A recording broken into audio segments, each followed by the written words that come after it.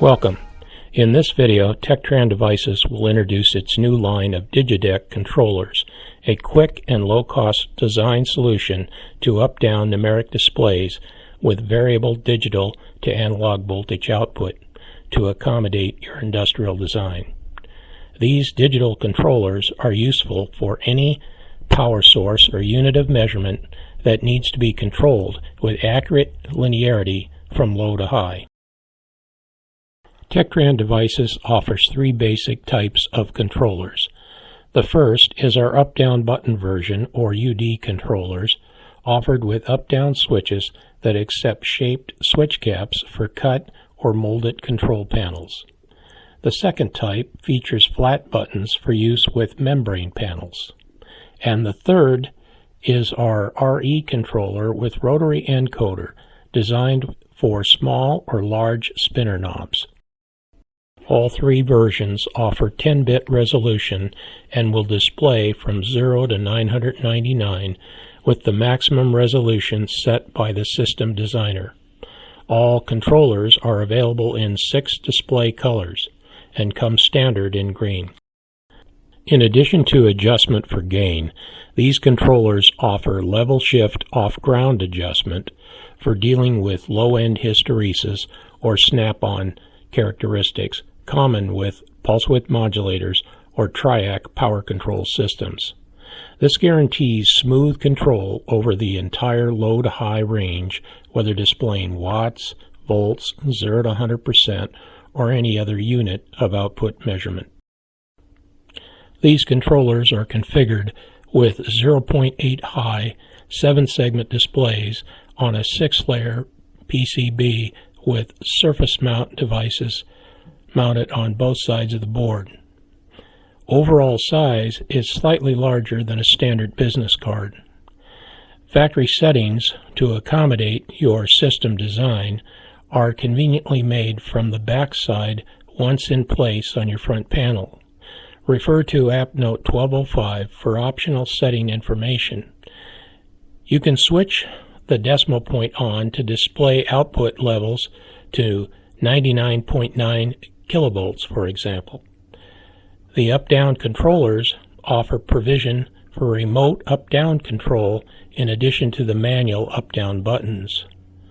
The RE controllers feature remote decimal point control. These controllers are designed without a microcontroller or microprocessor and therefore require no programming. As such, much of the risk assessment testing and documentation normally required when qualifying your system with third-party certification agencies for either medical or industrial controls is eliminated. In many applications, this greatly reduces development cost related to those certifications by thousands of dollars. In other words, once you determine your system's low to high range and set the maximum numeric resolution, the display is WYSIWYG with respect to voltage level output. In some cases, build standards require power settings start at 1 due to low-end hysteresis. So these controllers feature a slider switch for low-end start and reset at 1 or 0. Based on your build standards or system requirements. Refer to App Note 1203 for further information. The DIGIDAC controllers feature a host of system interface functions for real-world applications. To best demonstrate those features, we have built a test fixture. Also, for the purposes of this video, I'll employ the up-down button version, or UD controller, since the rotary encoder, or RE type controller, works the same with only slight differences in some features. RE controllers advance up and down when the knob is turned clockwise or counterclockwise, respectively. The standard RE controller has 24 detents per resolution. Refer to the RE controller datasheet for its specific features. Let's go over the connections now for this demonstration. To start, I'm going to lift the controller up now off the test fixture so you can see how the ribbon cable is connected underneath. This is a 16-pin dual inline connector. First, you'll note how we have two low-voltage 5-volt supplies, one for digital circuitry and one for the analog circuitry, in keeping with recommended design practices for DAC controllers. These controllers also feature provision for a third low-voltage supply, or what we call trim supply, to accommodate some high-voltage industrial-type DC to DC converters with remote low-voltage trim control features that require up to 15 volts. To use a third trim supply greater than 5 volts DC, turn the dip switch S5 off. For the purposes of this demonstration, we'll use the standard 5-volt DC supplies. Also note, it's not necessary to include 2 or 3 separate low-voltage supplies in a system design. Instead, just run the distributed branch connections from one primary low-voltage supply to the digital and the other to the analog circuits separately. That includes both positive rails and ground returns. Avoid ground loops in your system design. As you can see, the test fixture includes output test points to the right here to connect a DVM and scope to view the incremental increase and decrease in output control voltage as we advance the digital display up and down. Although the display and output resolution is capable of 0 to 999. For the purposes of this demonstration, I'll set the maximum numeric resolution to stop at 300. That's done using the 3 dip switches on the back here from the least significant digit to the most significant digit. Again, the display could represent watts or any other unit of measurement. In keeping with most build or safety standards, I'll also set the low end to reset or start on 1. This is typically required unless the output at the low end is at absolute 0, which is seldom the case. I've set the level shift trimmer R45 to provide a low end level off ground equal to 0.7 volts. This is common for most PWM controllers that have a low-end dead zone until turn-on threshold is reached. I've set the gain trimmer R37 to deliver a maximum output of 3.3 volts. A range from 0.7 volts to 3.3 volts is a common sweep for some pulse width modulators. The sweep might be different if you're using a triac or other means of variable control. Staying slightly above hysteresis will help ensure smooth and effective control over your entire control range. Again, refer to App Note 1203 and the back page of App Note 1205 for further instructions for controller range settings to ensure start and endpoint linearity. To block the reflection off the unlit LED elements, I've placed a polarized lens material on top of the 7-segment displays. To source this material, go to the link under Tech Support section at the bottom of our products page. A film can also be applied onto your membrane panel to serve the same purpose. First, let's run the display up and down using the buttons so you can see how the output voltage changes incrementally in tandem. First up,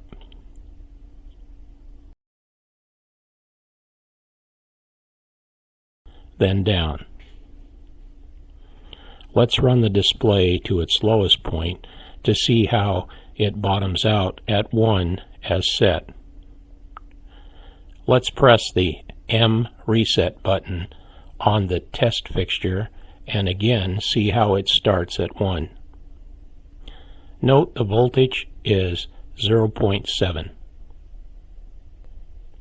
Now let's run the display up to its stop point or maximum resolution.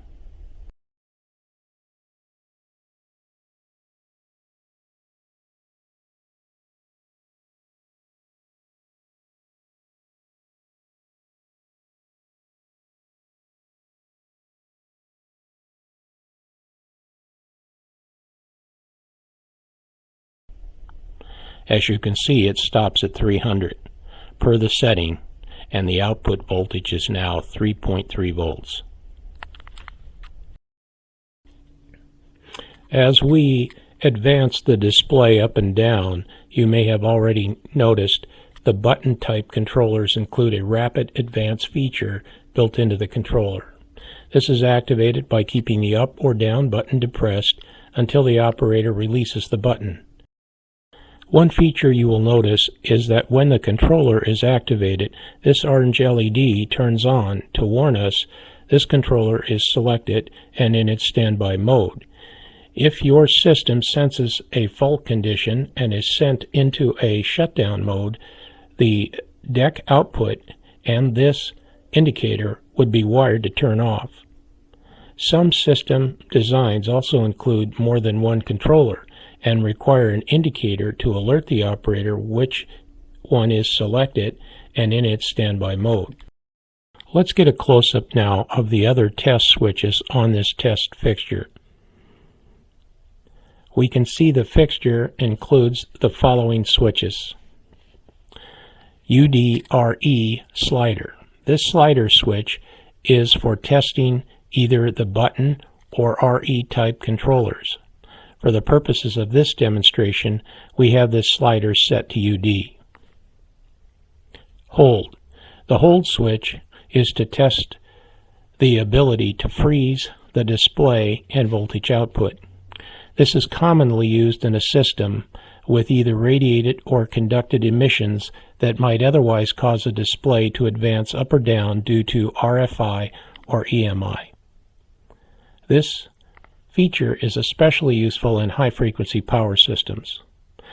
When the switch is depressed, you will note how the display is frozen regardless of any attempt to advance it up and down. Strobe. Its function is normally used on multiplex displays. In this non-multiplexed controller, it stores the last BCD code received by the 7-segment decoder driver and freezes the entire display. As you can see, when we press the up-down button, the display is frozen in place as long as the strobe button is held down or switched on. However, the strobe port, when high, does not keep the up-down counter and DEC output from advancing in either direction, nor is the zero blanking feature functional, as you can see. Unlike the hold switch, as soon as you release the strobe button, the display will jump to whatever up-down setting was entered while the decoder driver was locked in place. Therefore, its uses are limited unless to detect some critical level at the output and freeze the display while at the same time resetting the counter to 0. M reset. This switch simply simulates the manual reset available if one is required. The embedded POR chip in each controller will also auto-reset at power-up. Lamp test. The lamp test switch is used to simulate a test to determine that all elements on each 7-segment display are working. This test is commonly activated during power-up or boot diagnostics. Refer to App Note 1203 for circuit tips on automating this fault monitoring feature using current level sensors. DEC select. The tactile switch here on the test fixture demonstrates how the DEC select indicator and output voltage can be turned off as covered earlier. S7 and S8. These tactile switches test either the remote up-down control when using the UD controller or remotely switch the decimal points when employing the RE controllers. With the UD controller attached, you can see how the display can be advanced up and down using these tactile switches. When the slider switch is in the RE mode, S7 and S8 will activate decimal point 2 and decimal point 3 remotely. You can also force decimal points using switches on the back side of the controllers. The DIGIDAC controllers offer superior linearity, as this output chart displays, and the DAC chips embedded in the controllers also offer excellent monotonicity over the controller's rated operating temperature. For custom form, fit, and function requirements, refer to the follow-up video covering the DIGIDAC line of unique prescaler and code conversion modules. The test fixture employed during this video is available for sale and can be found on our website as part number TD74DIG-CTRL-TB. Refer to the DIGIDAC product lines page for a copy of that instruction pamphlet for further details. You can purchase prototype quantities of these controllers for test or design validation protocols on our e-commerce site. Just go to our order page. For larger production quantities, contact us at customerservice@techtranddevices.com. If you need technical assistance with your application, refer to our datasheets and app notes or contact tech support. Thank you for taking the time to view our demonstration video for DIGIDAC up-down controllers. We hope you found it informative.